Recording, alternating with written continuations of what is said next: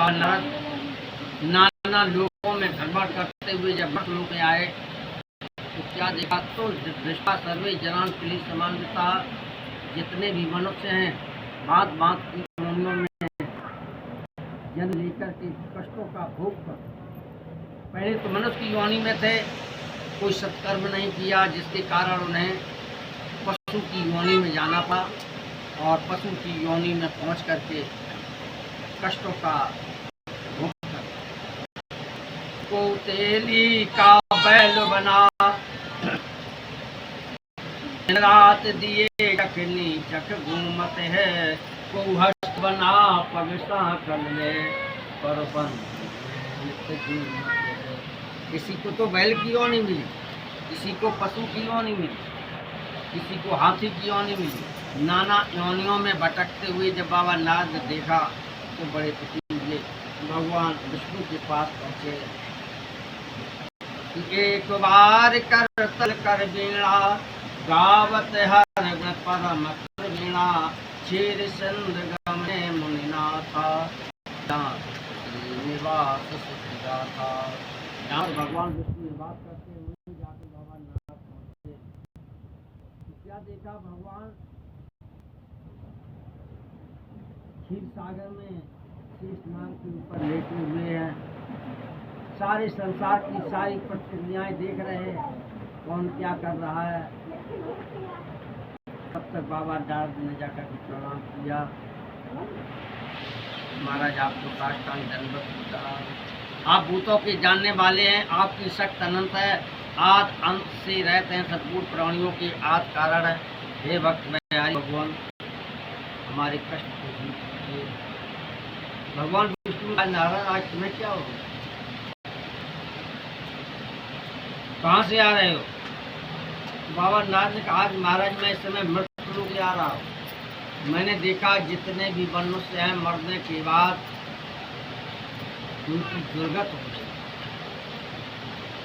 कोई आपके पास ऐसा उपाय हो बता दो जिससे उन प्राणियों का दुख दूर हो जाए। भगवान विष्णु ने कहा, देखो जो हो गया वो तो हो गया, लेकिन आगे के लिए एक रास्ता है, और उस मार्ग का जो भी अनुकरण करेगा सारे कष्टों से दूर हो जाए। कि महाराज बस वही रास्ता तो बता दो, क्या करना चाहिए? कि करना कुछ नहीं, भगवान सत्यनारायण स्वामी का पूजन करना। महाराज किम विधानम, विधान क्या? विधान बताया, केले की फल, शक्कर, घी, दूध, गेहूँ का आटा, और गेहूँ का आटा ना हो तो चावल का आटा, सब पदार्थ को एकत्र करके सवाई लगा करके भगवान को अर्पण करें। श्रद्धा और भक्ति के साथ भगवान का पूजन। और श्रद्धा भक्ति कहाँ खत्म होती है? जैसे लक्ष्य ले लिया कि हम आज भगवान का पूजन करें, और पूजन करने से पहले पीले पेप्सी और पंडितों दही प्रवाह है, खाली कुर्रा कहाँ भूले जाते। खैर जी, तो अब हम भगवान तो है नहीं ना देवता हैं, हम लोग तो साधारण मनुष्य हैं। और व्रत में कुछ ऐसी चीज़ें हैं जिनका निषेध है, जैसे भोजन करना ये निषेध।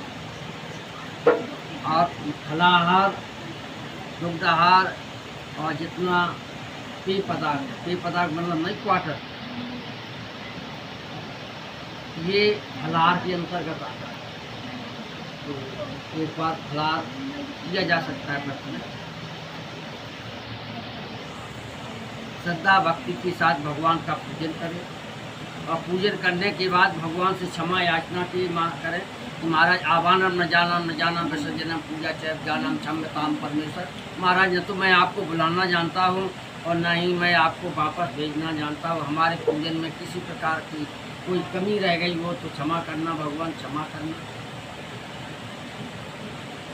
जो मन श्रद्धा और भक्ति के साथ भगवान का पूजन करेगा, भगवान उसकी पुकार जरूर सुनेगा।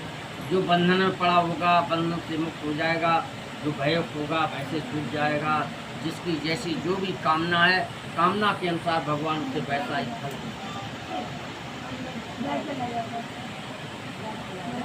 सूर्य महाराज कहने लगे, हे ऋषियों, ये पहले अध्याय के माध्यम से मैंने तुम्हें महत्तम समझाया। इति स्कंदपुराण देवाखंड 27 कथायां प्रथमो अध्याय समाप्त। वृंदावन बिहारी लाल की जय।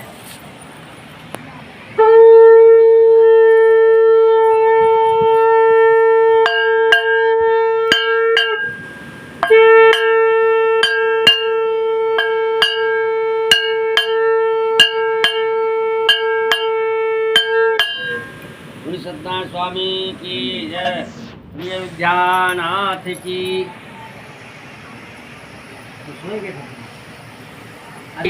हाँ, वो दुर्गा मैया की कैसे चल रही है समाज तो घूमट वाले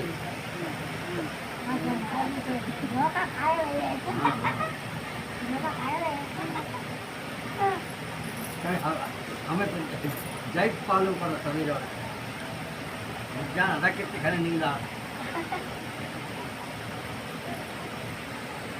तो मैं पहले अध्याय के माध्यम से मैंने तुम्हें मातम समझाया। अब आगे क्या कहूँ, तो ऋषियों ने कहा कि महाराज ऐसा नहीं तो मुझे पागल बना रहे। सबसे पहले इस वृक्ष को किसने किया है, अगर किया है तो उसका हमें प्रमाण महाराज कहने पहला प्रमाण दे रहे। काशी रम्य वृक्षो अति निर्धना, काशी में एक अति निर्धन ब्राह्मण और निर्धन खाई हुई ब्राह्मण 6 कर्म और 6 कर्म का ऐसा निर्वाह करना कि विद्या पढ़ना और विद्या पढ़ाना पहला काम। विद्या पहले तो पढ़ो, इसके बाद दूसरे को पढ़ाओ। जैसा तैसा बेचारे पढ़ पाए और नौकरी लगी जाए। पाओ तो ट्यूशन पढ़ाई के लिए अगर बातों करे हमारा ट्यूशन ज़्यादा बढ़िया, एक से बढ़िया जो है मास्टर करे शुरू पढ़े को विद्या पढ़ना विद्या पढ़ाना ये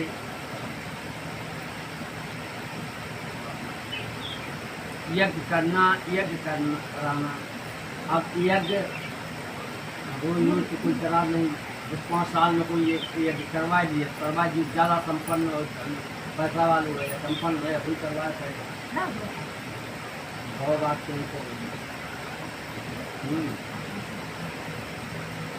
और दान लेना दान देना। जब यज्ञ कोई करवाएगा तभी तो काम मिलेगा, हमें काम कोई करेगा काम दे दिए। तो इसलिए ब्राह्मण के लिए कहा कि काशी रम्य विप्रो अति निर्धना। जब निर्धन है तो फिर भिक्षा के अलावा उसका कोई दूसरा साधन है तो भिक्षा मांग करके अपने परिवार का भरण पोषण करता है। एक दिन भगवान को दया आ गई तो भगवान ने सोचा चलो आज इसका उद्धार कर दिया जाए। तो किसी ब्राह्मण का भी बनाया,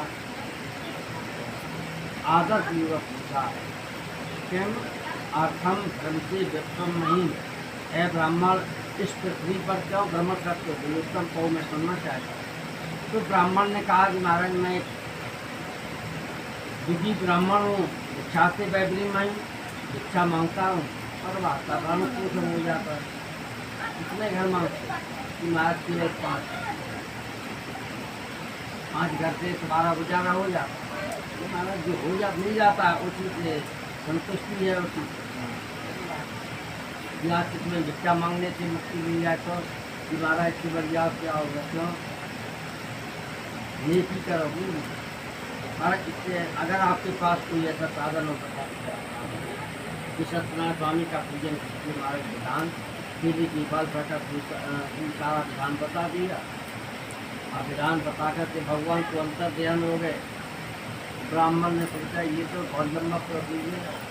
जब दिन भर भिक्षा मांगते हैं तब तो परिवार का भरण पोषण हो नहीं पाता, तो भगवान के पूजन का एक्स्ट्रा खर्च कहाँ से आएगा। तो इस चिंता में रात भर नींद नहीं, प्रातःकाल हुआ सोचा चलो परिवार वालों से कहेंगे कि आज भगवान का पूजन हो जाए, कल व्रत रखो, तो व्रत भी हो जाएगा, भगवान का पूजन भी हो जाएगा।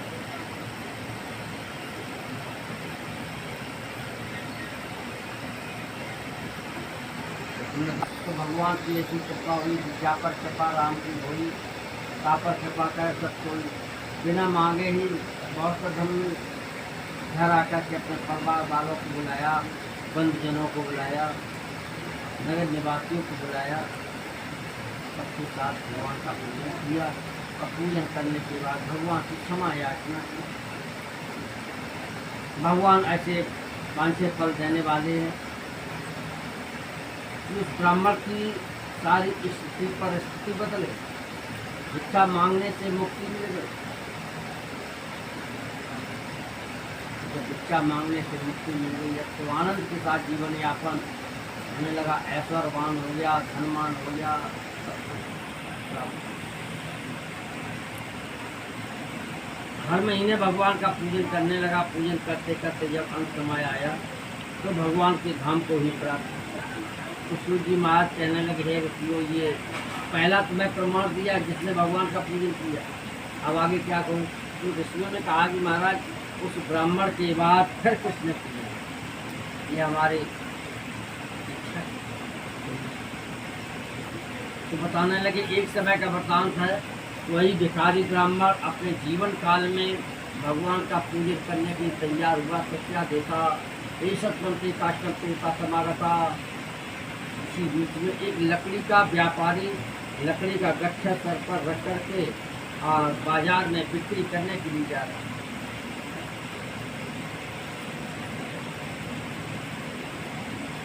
मार्ग में भूख प्यास से पीड़ित होने के कारण देखा कि इस घर में बड़ी चहल पहल मची हुई। लकड़ी का गट्ठा घर के बाहर रख दिया और भीतर जाकर के देखा ये ब्राह्मण है, वही ब्राह्मण जो एक दिन भिक्षा मांगते थे, आज इतने बड़े भवन के स्वामी हैं, भगवान का पूजन भी कर रहे। सोचने लगा कि भगवान चाहें तो सब कुछ कर सकते। किसी के पाए में बांध गयन रही, चाहे समुद्र के पार लगावे, चाहे सुरंकित राव करे और राव को द्वार ही द्वार फिरावे। चाहे तो राजा से भिखारी बना दे, भिखारी से राजा बना दे। भगवान चाहे तो पल में सब कुछ वहीं बैठ गया। पूजन समाप्त हुआ। ब्राह्मण पूछा, महाराज आप किसका पूजन करें? तो ब्राह्मण ने कहा, भैया तुम जो देख रहे हो उन्हीं की आशीर्वाद से हमें सब कुछ प्राप्त हुआ। मैं भगवान सत्यनारायण स्वामी का पूजन करता हूँ, तो महाराज मुझे भी एक विधान बता दो। तो सारा विधान उस ब्राह्मण ने लकाहारी को समझा दिया। लकाहारी ने प्रसाद ग्रहण किया, जलपान किया, घर से बाहर निकल करके आया। लकड़ी का गट्ठा सर पर रखकर चल दिया। जब उसने ऐसा चमत्कार देखा तो मन में भाव बदला, विचार करने लगा कि चलो आज के दिन जो कुछ भी लकड़ी बेचने से मिलेगा उसी से मैं भगवान का पूजन करूँ। जब इस प्रकार मन में संकल्प कर लिया तो कहाँ पहुँचा, जगाम नरे धनम कहाँ, जहाँ पर धनी लोग निवास करते हैं वहीं जाकर के पहुँचा। तद्दिनम काष्टम द्रवणम मूल्यम प्राप्तवान सब, उस दिन लकड़ी का दूना दाम प्राप्त। तो जब दूना दाम प्राप्त हो गया, जहाँ 100 रुपये की 200 रुपये गुजरे, तो आदमी खटा घी गेहूँ का आटा सारी वस्तुएं लेकर के घर आया। तो घर आकर के अपने परिवार वालों को बुलाया, बंधुजनों को बुलाया, नगर निवासियों को बुलाया, ब्राह्मण को बुलाकर के फिर श्रीमद भगवान का पूजन कर। और पूजन अभी पूजन चल रहा है, अभी कथा नहीं चल रहा। पूजन करवाया। पूजन करने के बाद भगवान की क्षमा याचना की, आवानम जानम जानम दस जन्म। महाराज ने तो मैं आपको बुलाना जानता और न ही आपको वापस भेजना जानता। मेरे पूजन में किसी प्रकार कोई त्रुटि रह गई, वो क्षमा करना चाहता। भगवान से दीनदयाल